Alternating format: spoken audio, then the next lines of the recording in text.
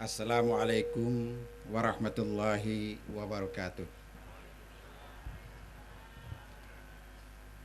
Bismillah walhamdulillah Summalhamdulillah wassalatu wassalamu ala rasulillah Sayyidina Muhammad ibn Abdillah wa ala alihi wa sahbihi wa mawalah.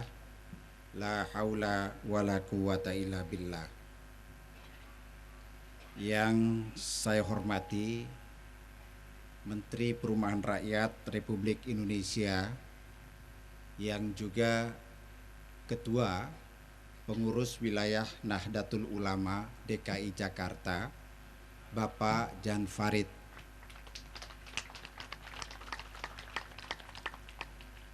Bertambah orang NU jadi menteri.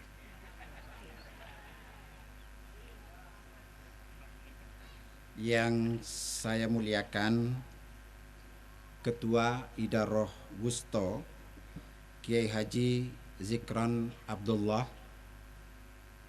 Yang saya muliakan Pengasuh Pondok Pesantren Darussalam Kiai Haji Kamaluddin Iskandar. Yang saya muliakan Kiai Haji Zaini Mawardi, Khatib Am Idaroh Aliyah. Yang saya muliakan Kiai Haji Adib Zen, Bendahara Idaroh Aliyah. Yang saya muliakan Habib Ihsanuddin, Ketua Panitia Pelaksana. Yang saya muliakan para syu'biyah se-Jawa Tengah, para mursyid, dan seluruh jamiah ahli thariqah Al-Mu'tabarah An-Nahdiyah Idaroh Wusto Jawa Tengah yang hadir pada pagi hari ini. Yang saya muliakan Kiai Nur Muhammad Iskandar SQ. Yang saya hormati Saudara Arif Mudasir Mandan, Ketua DPW P3 Jawa Tengah. Yang saya hormati Direktur Jenderal Bimbingan Masyarakat Islam Profesor Dr. Abdul Jamil, yang telah memaksa saya datang kemari. Alhamdulillah, pemaksaan yang positif. Saya bisa kenal banyak kiai dan seluruh ahli thariqah di sini. Alhamdulillah. Yang saya hormati Direktur Pendidikan Tinggi Islam Profesor Dede Rosada, juga ada di sini bersama saya Direktur Pondok Pesantren dan Diniyah Saudara Aceh Saifuddin. Mana dia Pak Aceh? Nah, ini Pak Aceh. Tadi Pak Aceh, Pak Kiai sudah bisik-bisik, tolong pondok pesantren ini dibantu. Saya bilang siap dibantu.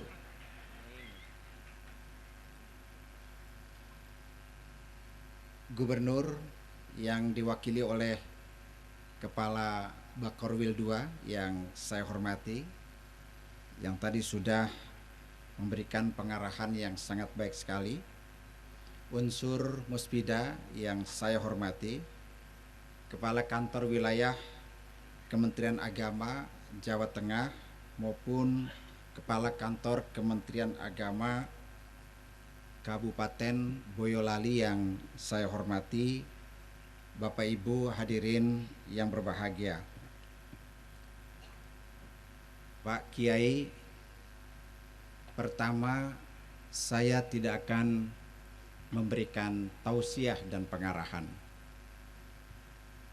karena agak canggung memberikan tausiah di tengah-tengah para kiai, apalagi kiai-kiai ahli thariqah.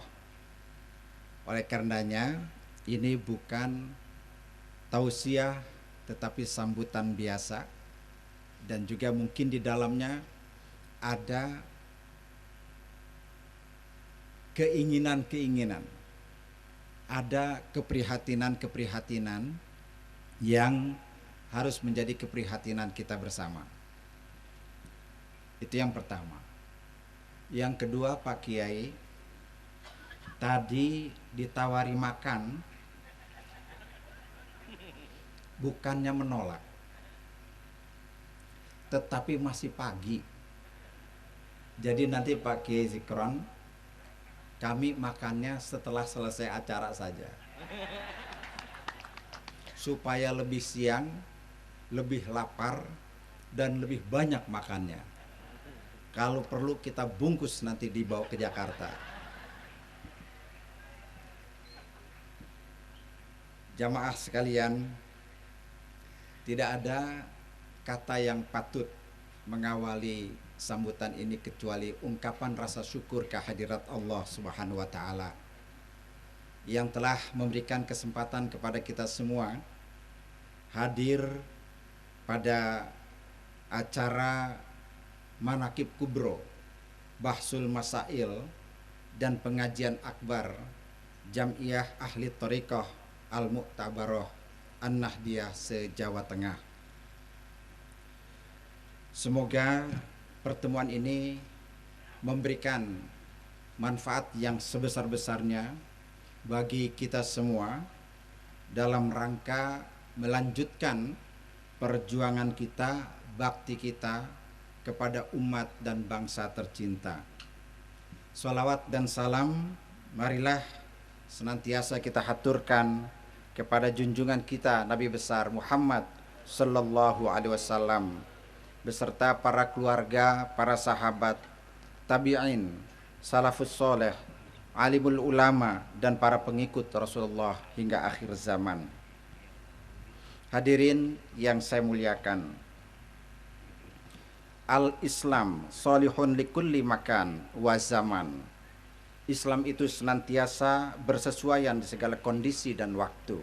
Ini yang sering kita ungkapkan karena ini adalah berasal dari kaidah usuliyah, dan dalam kaidah ini pula lah tergambar cita-cita Islam yang begitu besar.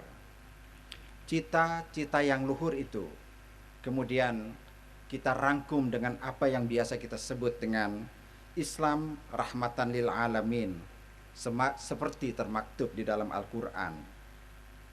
Rahmatan lil alamin tentulah sangat mendalam maknanya, sehingga oleh guru sufi kita Imam Al-Ghazali dalam kitab Ihya Ulumuddin, ia diartikan dengan kemampuan menghadirkan kebaikan-kebaikan dalam agama dan dunia. Masalihud dunya waddin, sebagaimana dimandatkan kepada yang mulia Nabi kita Muhammad sallallahu alaihi wasallam. Jika demikian adanya, maka rahmatan lil alamin yang kita tuju itu perlu kita perjuangkan secara berjamaah, dan perjuangan akan dicapai dengan maksimal dari para pejuang yang hatinya bersih dan benar-benar ikhlas beramal dalam menjalankan risalahnya untuk mewujudkan Islam yang sejuk, Islam yang ramah, sehingga benar-benar Islam itu hadir di tengah-tengah kita. Untuk mencapai itu, patut kiranya kita bersyukur karena dalam kesempatan ini Allah telah mengumpulkan kita di majelis mulia ini bersama Jam'iyah Ahli Thariqah Al-Mu'tabaroh An-Nahdiyah yang dihadiri oleh para kiai, para mursyid thariqah, dan pengurus syu'biyah yang telah mengajarkan dan mengamalkan metode suluk yang melalui thariqah, yang merupakan warisan salafuna as-soleh yang silsilahnya bermuara kepada Rasulullah sallallahu alaihi wasallam sebagai guru pertama umat Islam yang telah membuka jalan thariqah dan telah menyempurnakan tabliknya kepada kita semua. Pada kesempatan ini pula sangat lengkap rasanya karena diselenggarakan juga Manaqib Kubro, Bahsul Masail, sekaligus pengajian akbar. Mengawali beberapa acara tersebut, kami dalam kesempatan ini selaku Menteri Agama mengajak para hadirin dan jamaah untuk meresapi dan merenungkan makna-makna substansial dari acara-acara yang akan diselenggarakan nanti. Hadirin yang berbahagia, fenomena yang terjadi baru-baru ini memang membuat kita resah. Isu SARA, terorisme, radikalisme, begitu pula kekerasan agama yang terjadi di Sampang sungguh sangat tidak relevan dengan visi Islam rahmatan lil alamin yang sudah kami jelaskan di awal tadi. Hal ini patut menjadi ancaman bagi keutuhan negara kesatuan Republik Indonesia yang kita cintai. Sesungguhnya masalah-masalah tersebut muncul karena ketidaksadaran kita akan pentingnya persatuan yang memunculkan benih-benih kebencian, kedengkian yang mengkristal hingga muncullah kekerasan, lebih-lebih kekerasan yang bernuansa agama. Kita juga seringkali lupa bahwa kita semua berada dalam satu rumah besar, yaitu Islam. Islam menjadi rumah besar kita, rumah besar umat Islam.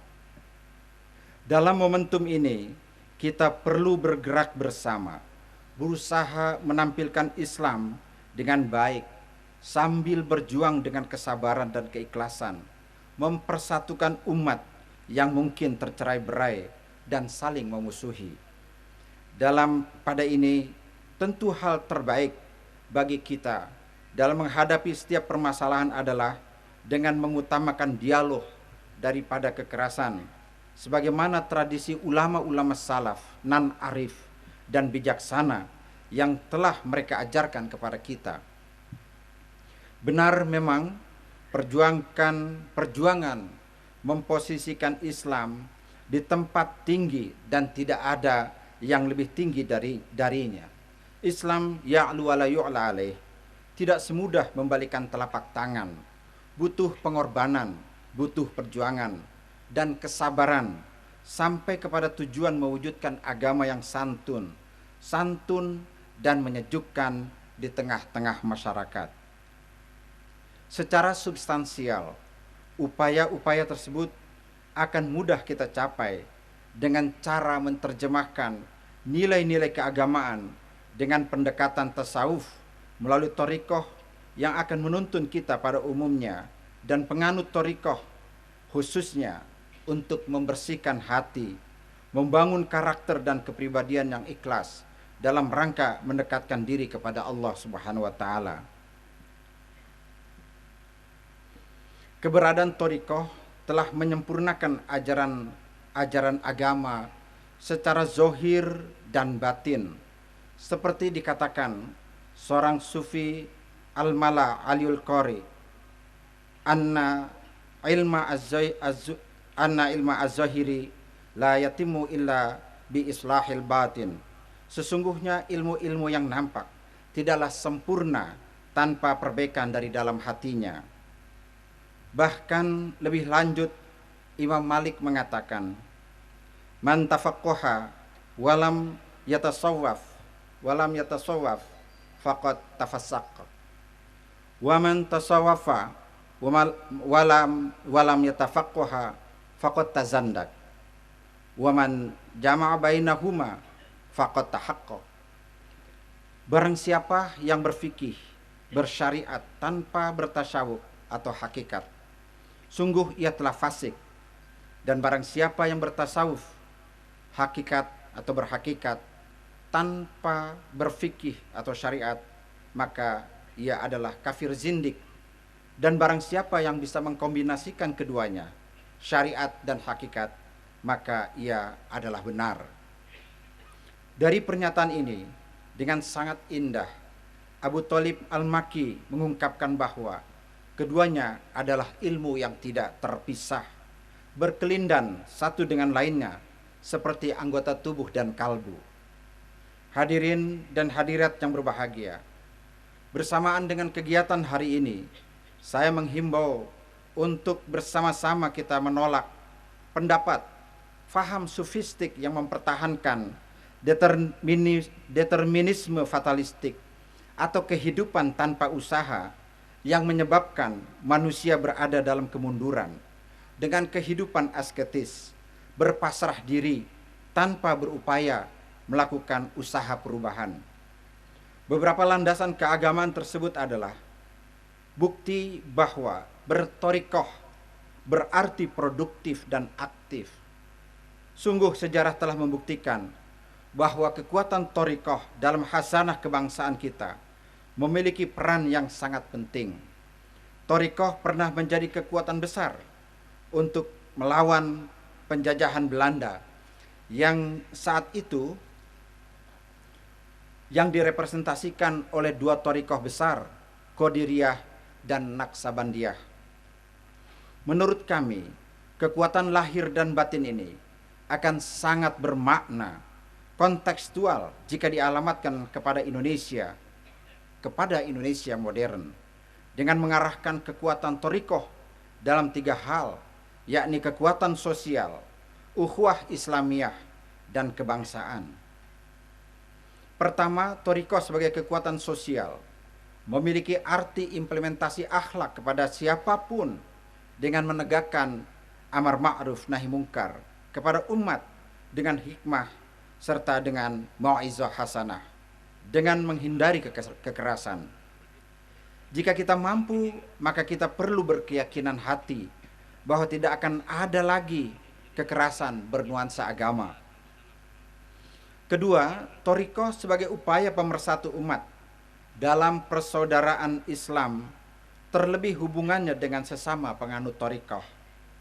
Hal ini adalah perlambang manusia modern yang menghargai perbedaan, karena perbedaan pemahaman keagamaan adalah sunnatullah yang tidak bisa dihindari, agar kita belajar untuk menghormati satu dengan yang lainnya. Ketiga, torikoh sebagai sikap sadar untuk terus mencintai tanah air dan menjaga tetap tegaknya negara kesatuan Republik Indonesia. Ini penting karena kita warga Indonesia mempunyai kewajiban untuk membela negara, menjaga citra bangsa, dan memberikan keharuman nama bangsa kita. Kira-kira inilah juga yang menjadi tujuan berdirinya Jam'iyah Ahli Thariqah Al-Mu'tabaroh An-Nahdiyah. Hadirin dan hadirat yang berbahagia, dalam kegiatan ini saya juga berharap kepada warga pesantren agar kegiatan seperti ini tidak berhenti pada tataran rutin seremonial semata. Karena dalam upaya memenuhi tanggung jawab kita terhadap keberlangsungan Islam di tanah air, kegiatan ini sangatlah penting dalam membangun sensitivitas kehidupan beragama serta hubungan sosial kemasyarakatan. Saya juga meyakini kegiatan ini syarat makna.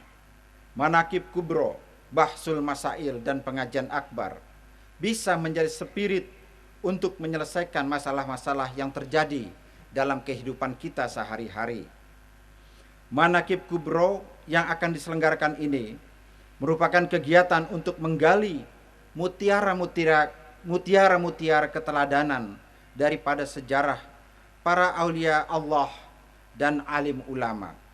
Kita bersepakat bahwa dalam kegiatan semacam manaqib ini kita tidak hanya membaca sejarah para wali-wali Allah semata, tetapi yang lebih penting kita mampu meneladani perilaku-perilaku mulia mereka untuk kita laksanakan dalam kehidupan sehari-hari.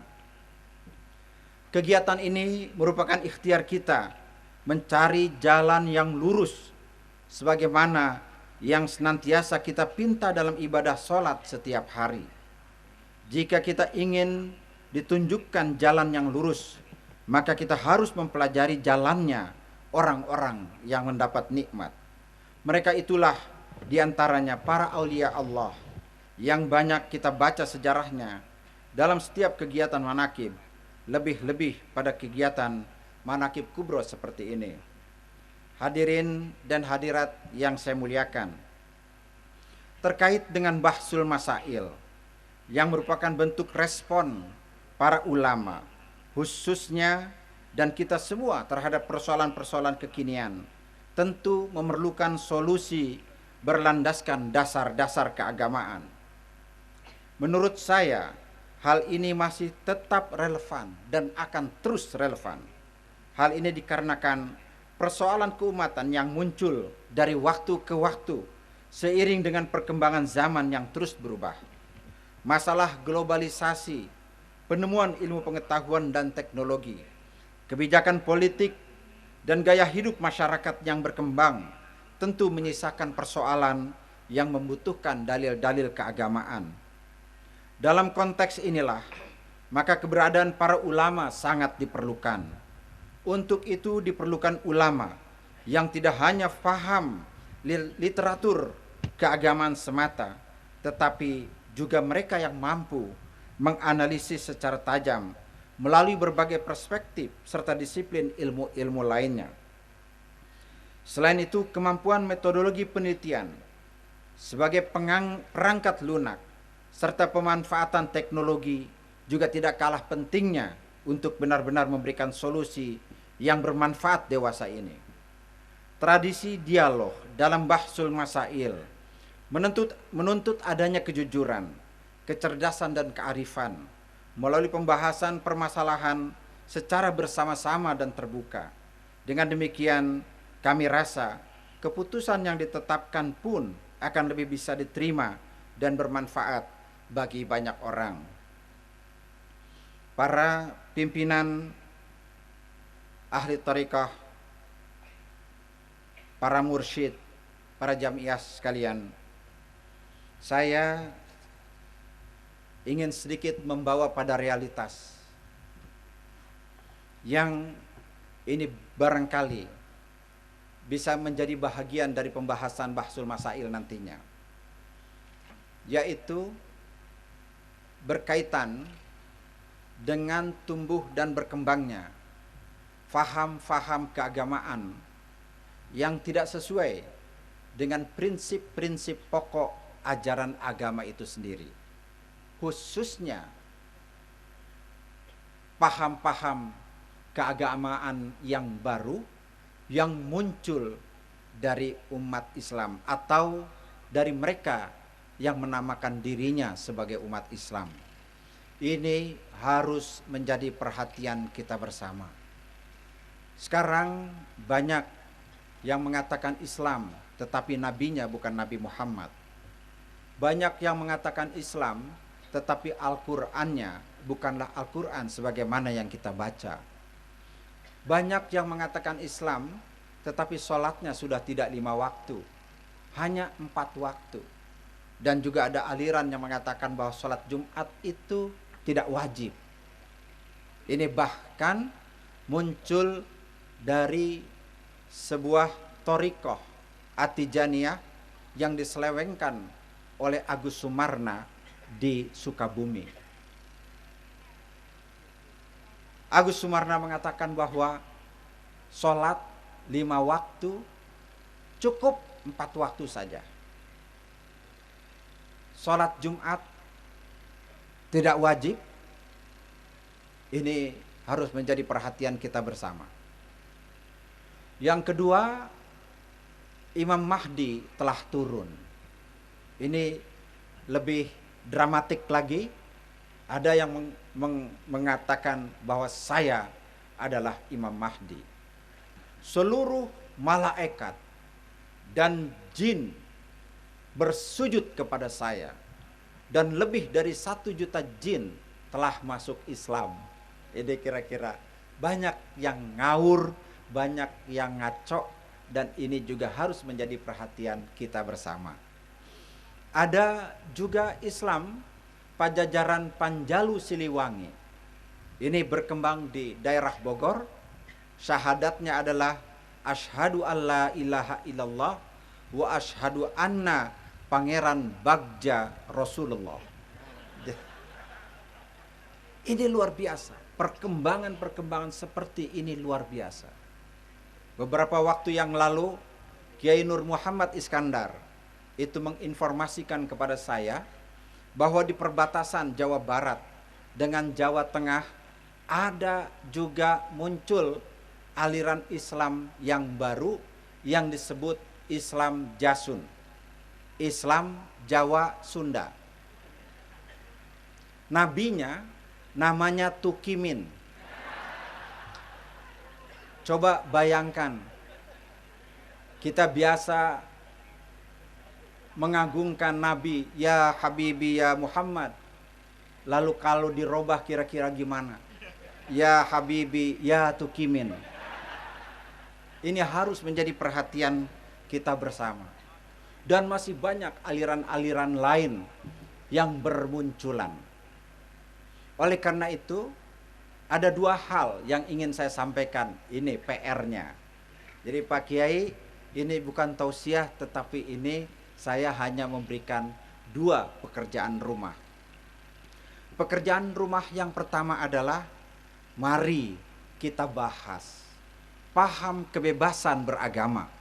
Kita bahas.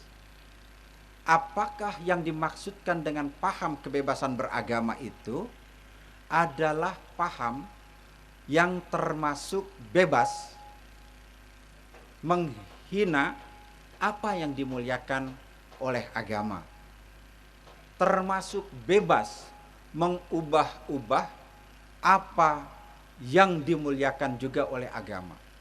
Seperti, bisakah kebebasan itu mengubah kitab suci suatu agama? Bisakah kebebasan itu menghinakan apa yang dimuliakan oleh agama? Ada yang menghinakan Nabi, ada yang menghinakan sahabat-sahabat Nabi, ada yang menghinakan istri-istri Nabi. Apakah ini bahagian dari kebebasan? Terus terang, pemerintah keserimpet, Pak Polisi juga keserimpet, karena antara kebebasan dengan hak asasi manusia itu tidak jelas di mana batasnya, di mana koridornya. Kalau ada kelompok kecil yang kemudian dikomplain oleh kelompok besar, mereka mengatakan, berikan, itu hak asasi mereka. Mereka harus diberikan ruang untuk hidup dan berkembang, karena negara ini menganut kebebasan beragama. Ini harus kita kaji bersama-sama. Oleh karenanya, pihak keamanan ewuh pakewuh yang punya syariat, yang mendalami, yang menjalankan sehari-hari merasa tersinggung, merasa terhina, tidak bisa berbuat apa-apa. Ujung-ujungnya akidah digerus, dirusak dari waktu ke waktu. Ayo ini kita bahas bersama-sama, apakah kebebasan seperti itu. Nah, kalau kebebasan seperti itu, yakinlah Pak Polisi, konflik sosial akan terjadi di mana-mana. Karena kebebasan beragama dalam artian dia mengatakan Islam, tetapi isinya bukan Islam, itu bisa menyulut konflik sosial. Tetapi Islam dengan Kristen itu tidak ada konflik. Islam dengan Hindu, Buddha, dengan Tao, Sikh, Konghucu tidak ada konflik, karena memang secara prinsip mereka berbeda. Ini yang harus dikaji oleh ahli thariqah dan juga oleh para pemikir-pemikir Islam. Kita harus bisa memberikan batasan-batasan kepada kita semua supaya prinsip-prinsip yang ditegakkan di dalam negeri ini ada batasannya, termasuk demokrasi. Islam tidak anti demokrasi, tetapi demokrasi itu harus berlandaskan nilai. Demokrasi yang tanpa nilai itu anarkis. Apakah bisa dibenarkan untuk menunjukkan sebuah demokrasi, kemudian demonstrasi, dan ukuran sukses demonstrasi itu adalah bagaimana membuat macet jalan sepanjang-panjangnya? Itu tidak bisa dibenarkan, karena orang lain juga punya hak asasinya.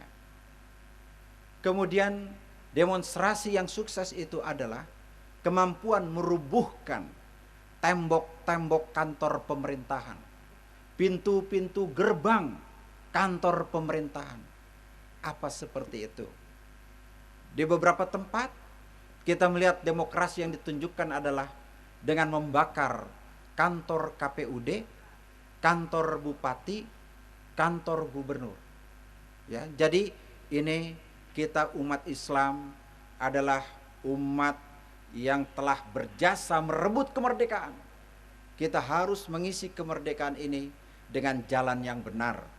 Kita juga harus bentengi, jangan sampai ada kelompok-kelompok yang membawa Indonesia ke alam kebebasan yang tanpa batas. Ini tanda-tanda kehancuran.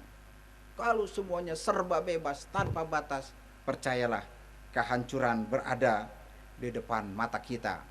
Oleh karena itu umat Islam, khususnya ahli thariqah, melihat keadaan realitas di sekeliling kita sudah seperti ini. Bahsul masail hendaknya juga membicarakan masalah ini. PR yang kedua adalah berangkat dari pertanyaan, mengapa aliran baru yang bertentangan dengan prinsip pokok-pokok ajaran agama lahir, bertebaran, marak di mana-mana. Ini sebuah pertanyaan. Kenapa? Kalau saya menjawabnya, tumbuhnya aliran-aliran seperti itu sesungguhnya adalah ada bahagian kesalahan kita di situ. Apa bentuk kesalahannya? Bentuk kesalahannya adalah dakwah kita masih kurang keras. Maksud saya bukan ngomongnya yang keras. Maksudnya adalah dakwah kita masih kurang, masih sangat kurang. Masih banyak daerah yang membutuhkan dakwah, tetapi tidak ada. Mereka kekurangan orang-orang yang menyampaikan ajaran agama Islam yang benar. Oleh karenanya, manakala masuk orang lain, kelompok lain mengajarkan ajaran agama yang tidak sesuai dengan prinsip-prinsip ajaran agama Islam, serta-merta mereka percaya ajaran itu. Jadi ini harus dipahami sebagai kesalahan kita bersama. Kenapa? Karena kiainya semuanya berpolitik. Kiainya berpolitik. Dan politiknya itu politik kadang-kadang lagi. Kadang ke PKB, kadang ke Demokrat, kadang ke Golkar, kadang ke P3. Kenapa sih nggak satu aja? Ini, udah, ulama jangan berpolitik. Biar soal politik urusan P3. Nah.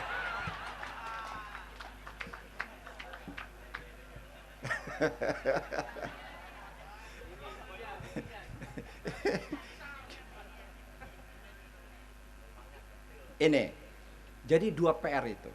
Nah, oleh karena itu, ini dua PR ini juga menjadi concern dari Kementerian Agama. Saya berharap nanti dakwah kita semakin maksimal lagi. Saya percaya sekali. Para kiai sudah bekerja keras dakwah ke sana kemari. Pimpinan majelis taklim sudah bekerja keras dakwah ke sana kemari. Pimpinan pondok pesantren sudah menyelenggarakan pendidikan keagamaan yang sangat luar biasa. Dengan segala keterbatasannya, pendidikan itu tetap berlangsung. Sudah sangat luar biasa. Tetapi kenyataannya kurang.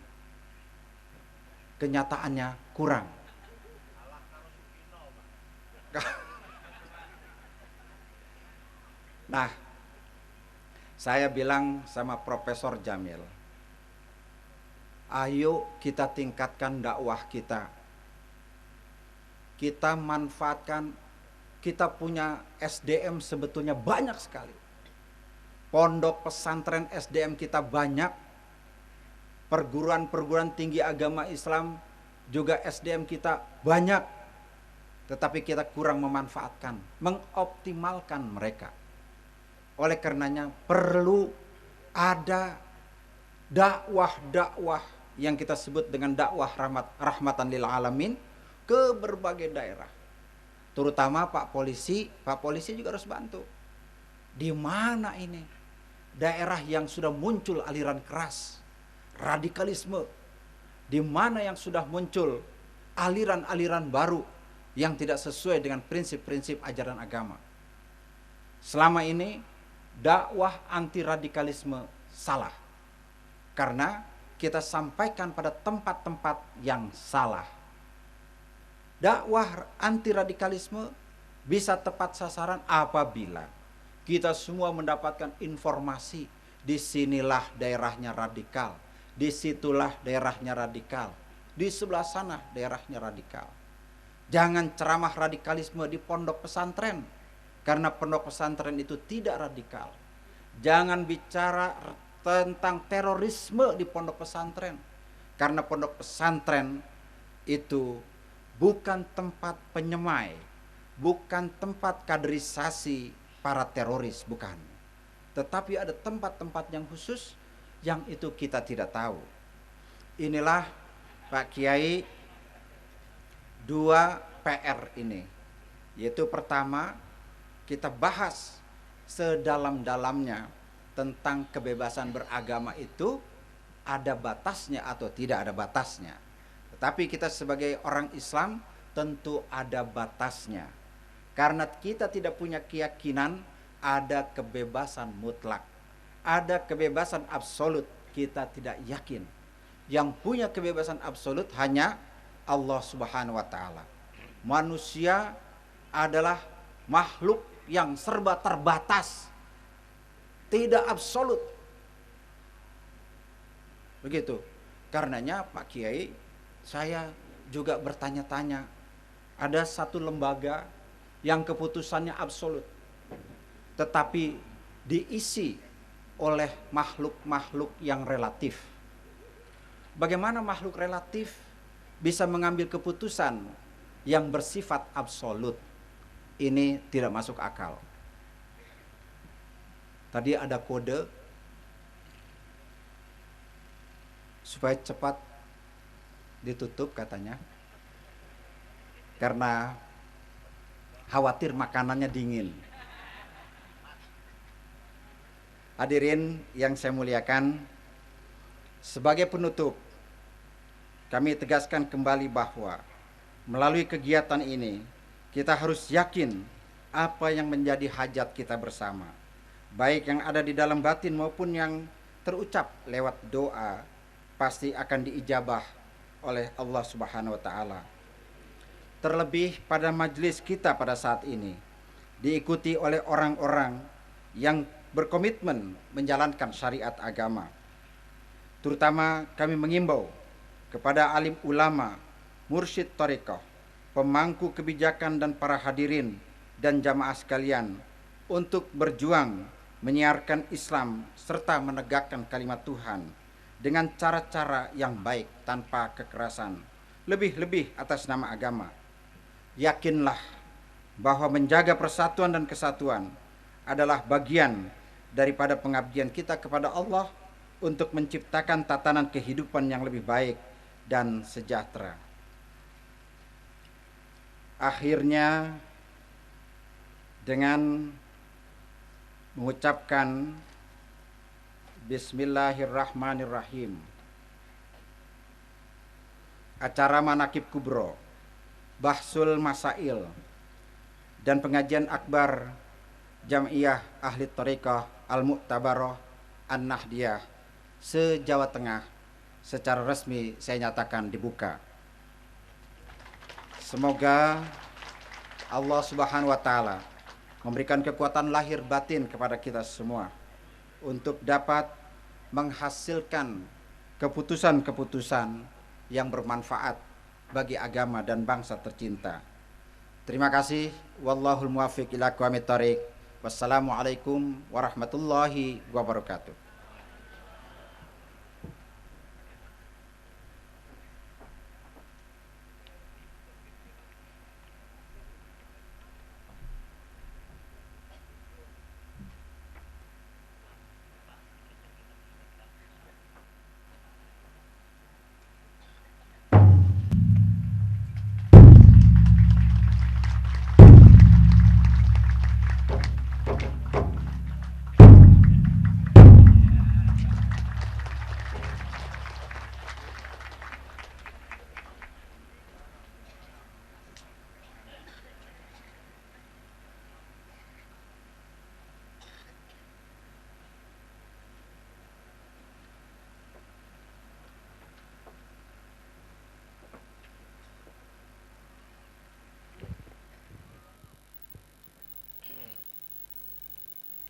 Bismillahirrahmanirrahim. Alhamdulillahirabbil alamin. Hamdan yuafi ni'amahu wa yukafi mazidah.